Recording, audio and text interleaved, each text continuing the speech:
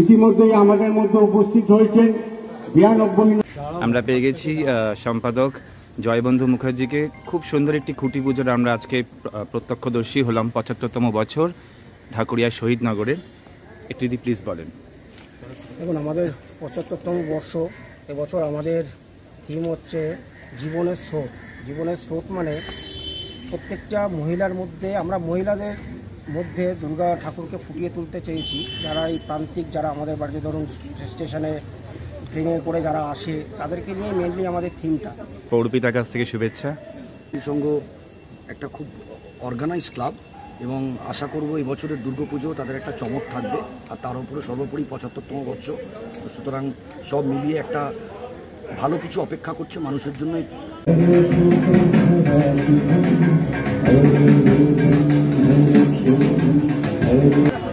ঢাকুরিয়া শহীদনগর সার্বজনীন দুর্গোৎসব 2024, তার খুঁটি পুজো চলছে 75তম বছর। জীবন স্রোত এবারের থিম। আজকে 14ই জুলাই। যুগ্ম সম্পাদক জয়বন্ধু মুখার্জি ও নরেন দাস, সভাপতি সঞ্জয় চক্রবর্তী, চেয়ারম্যান রবীন চক্রবর্তী, সমগ্র পরিকল্পনায় আছেন শঙ্কর পাল। আমরা পেয়ে গেছি ঢাকুরিয়া শহীদনগর সিটি সংঘের অফিসিয়ালসের। একটু যদি প্রথমে সবার সাথে পরিচয় করতে পারি। আচ্ছা, আমি সম্পাদক জয় মুখার্জি, যুগ্ম সম্পাদক নরেন দাস, আমাদের প্রেসিডেন্ট সঞ্জয় চক্রবর্তী, আমাদের সব সদস্যরা আছেন এখানে। আমাদের এই দুর্গাপুজো ঘিরে এবং ক্লাবে মানে সারা বছরই আমাদের কিছু না কিছু প্রোগ্রাম লেগে থাকে।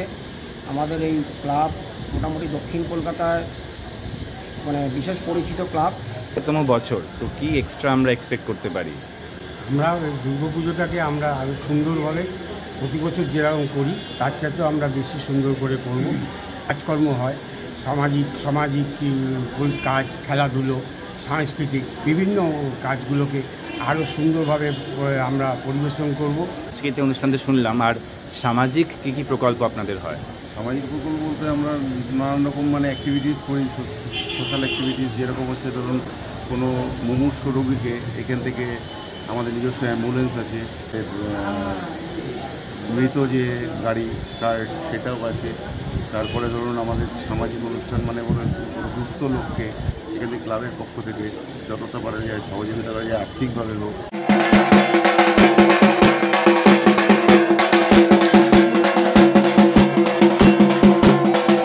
দেব ম্যাডামকে।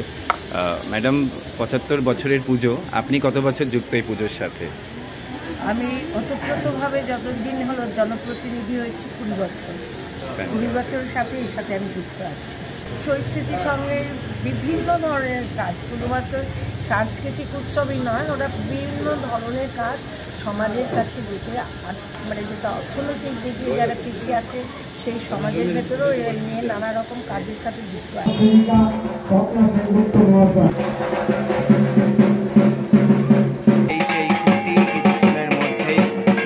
স্থাপন হবে।